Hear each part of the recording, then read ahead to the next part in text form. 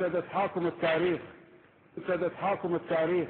المقصود هو الإساءة إلى مسيرة عمرها 35 عام بنينا بيها العراق العظيم في الدمع العين وبأهدافنا. إذا أنت تخاف من وزير الداخلية أنا ما يخوفك سلبي، بس هذا تاريخكم. انتم طيتوا عليه دم، قاتلتوا حتى انتصرتوا على إيران 8 سنوات، وقاتلتوا الغرب كل شياطين الغرب. نعم.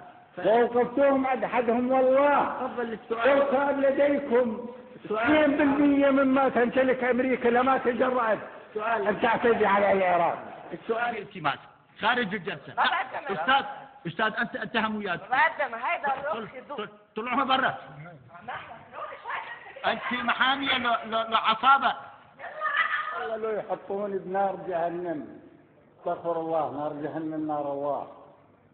لو يحطوني بس النور اللي رادوا يحرقون بي، بالحطب اللي رادوا يحرقون بي سيدنا إبراهيم، لا أقول من أجلكم، من أجل العراق، من أجل العراق والأمة.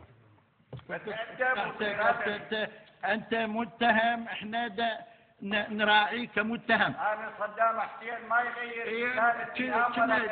الأمريكان والصهاينة يريدون يعدمون صدام حسين، هم أصغر من البقة إذا ما يعدمون. شنو هو الإعدام؟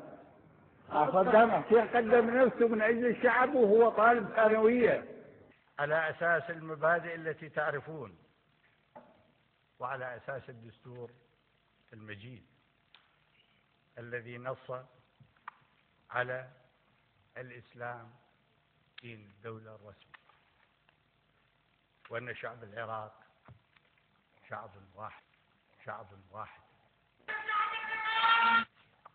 أيها الشعب العظيم، يا جماهير أمتنا المجيدة، أيها الناس، أيها الأحرار حيثما كنتم،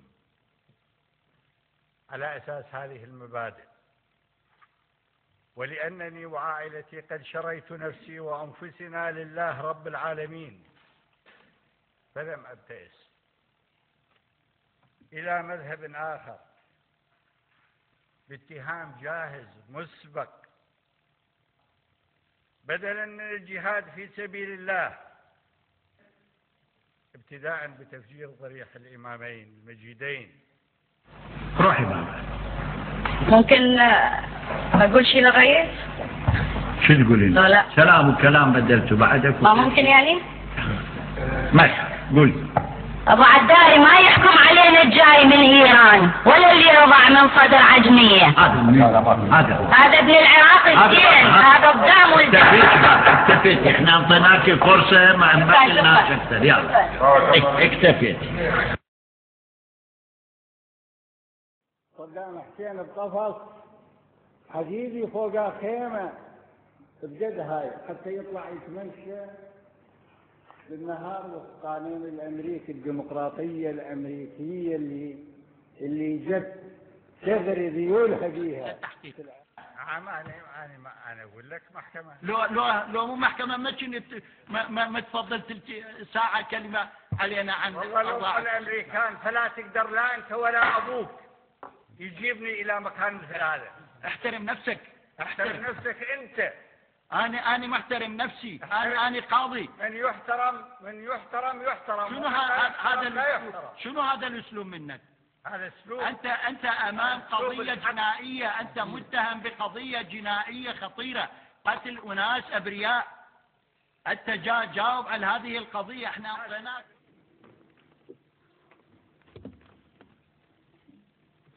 تحدثنا عن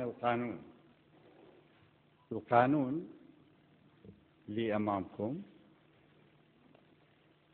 يوصف من يسمون بمنطق المتمردين بالبيشمركة، يوصفهم بالمتمردين. عندك سؤال للمشتكي؟ لا ما عندي سؤال.